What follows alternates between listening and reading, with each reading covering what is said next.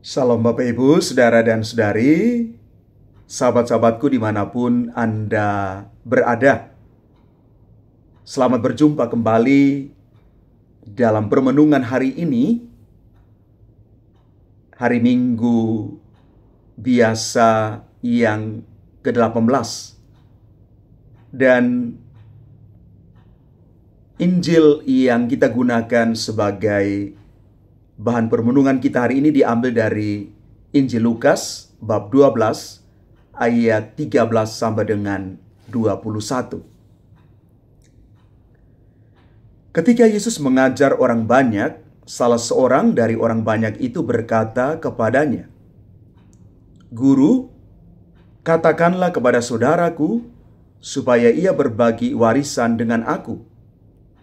Tetapi Yesus berkata kepadanya, "Saudara, siapakah yang telah mengangkat aku menjadi hakim atau penengah bagimu?"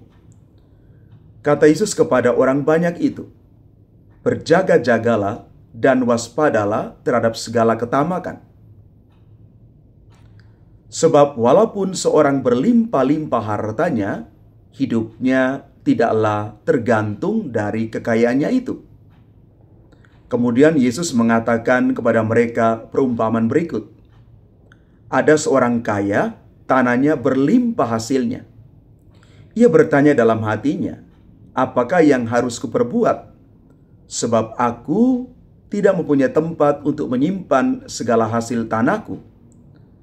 Lalu katanya, "Inilah yang akan kuperbuat. Aku akan merombak lumbung-lumbungku, lalu mendirikan yang lebih besar, dan aku akan menyimpan di dalamnya segala gandum serta barang-barangku. Sesudah itu aku akan berkata kepada jiwaku, 'Jiwaku, ada padamu banyak barang bertimbun untuk bertahun-tahun lamanya. Beristirahatlah, makanlah, minumlah, dan bersenang-senanglah.' Tetapi Allah bersabda kepadanya, 'Hai orang bodoh, pada malam ini juga jiwamu akan diambil daripadamu. Bagi siapakah nanti apa yang telah kau sediakan itu?' Demikianlah jadinya dengan orang yang menimbun harta bagi dirinya sendiri, tetapi ia tidak kaya di hadapan Allah." Demikianlah sabda Tuhan. Terpujilah Kristus. Bapak, Ibu, Saudara, dan Saudari, umat Tuhan yang terkasih. Fakta sudah berbicara kepada kita bahwa semua hal duniawi yang kita miliki itu tidak ada satupun yang akan kita bawa pulang ketika kita telah dipanggil Tuhan. Tidak ada satupun, apakah itu jabatan atau status sosial, gelar, ataupun harta benda. Tak satupun yang kita akan bawa saat kita meninggal dunia. Hal ini jelas digambarkan kepada kita semua, dan dalam realitas memang itu terjadi. Mungkin juga kadang-kadang orang berpikir, kalau demikian mengapa saya harus berusaha, berjuang pagi, siang, dan malam untuk mengumpulkan segala sesuatu yang aku butuhkan di dunia ini? Berarti percuma saya membuang banyak energi untuk bekerja. Ini pun pemikiran yang kurang benar, pemikiran yang keliru. Bacaan suci hari ini mengajak kita sekalian untuk terus bekerja, terus berjuang, berusaha di dunia ini. Tetapi tidak melupakan tujuan akhir dari seluruh pesiaran hidup kita di dunia ini. Karena yang kita tuju pada akhirnya adalah hidup kekal yang Tuhan janjikan bagi orang-orang percaya.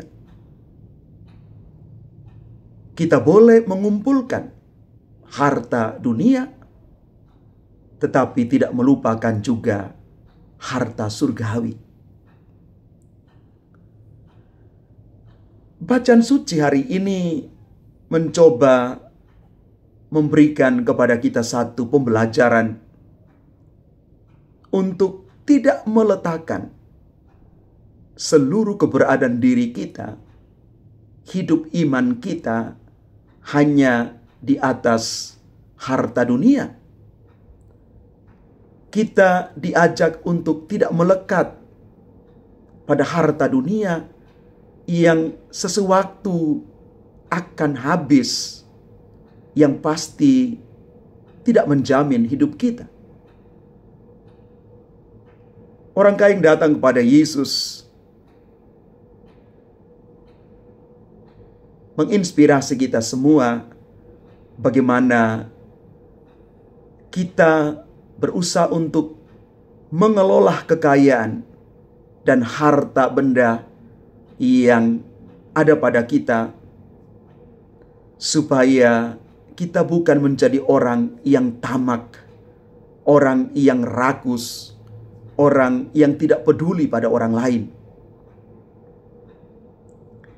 Yesus memberikan pencerahan baru baginya, bahwa semua harta dunia yang ia tuhankan itu tidak satu pun akan menyelamatkan hidupnya dari kematian. Semua orang akan sampai pada satu titik yang sama. Dia akan meninggal dunia. Kematian yang dialami oleh setiap kita tidak menjadikan kita akan terus bertahan mempertahankan apa yang kita miliki.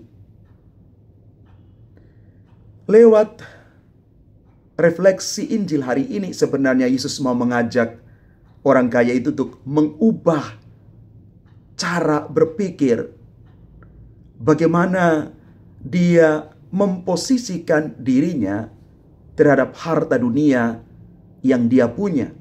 Dan dalam Injil dikatakan sangat berlimpah itu. Yesus minta supaya dia tidak mementingkan diri sendiri. Dia belajar untuk tetap mempergunakan apa yang ada padanya,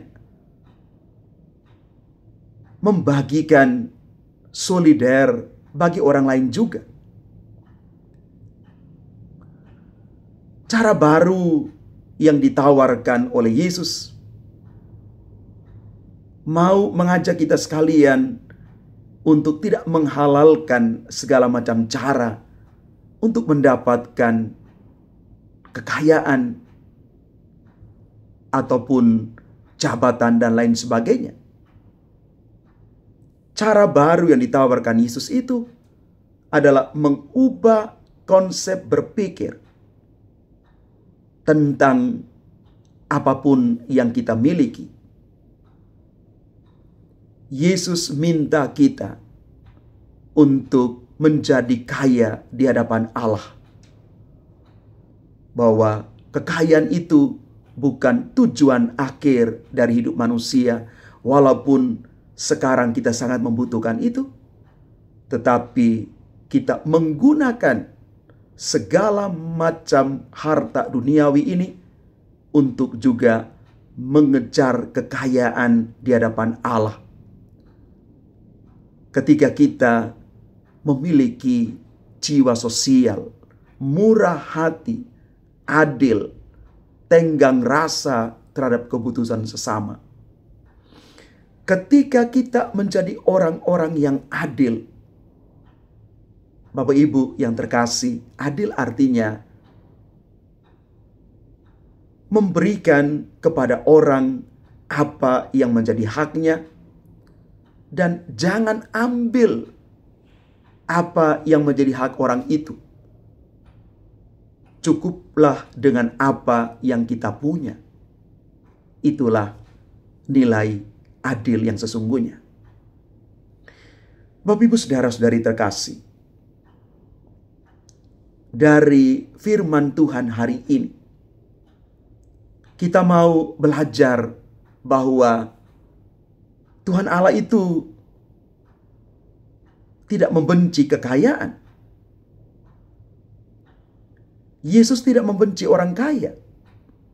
Tetapi Yesus ingin agar orang sungguh menggunakan apapun yang dia miliki untuk juga membantu orang lain, bersolidar dengan orang lain, peka terhadap kesulitan, kekurangan, bahkan kemiskinan orang lain. Kita tidak bisa menjadi orang yang egois, orang yang hanya berkutat sekitar diri sendiri, tetapi kita menjadi orang yang punya semangat berpihak juga pada orang lain. Maka dengan demikian, kita belajar untuk menyeimbangkan seluruh hidup kita.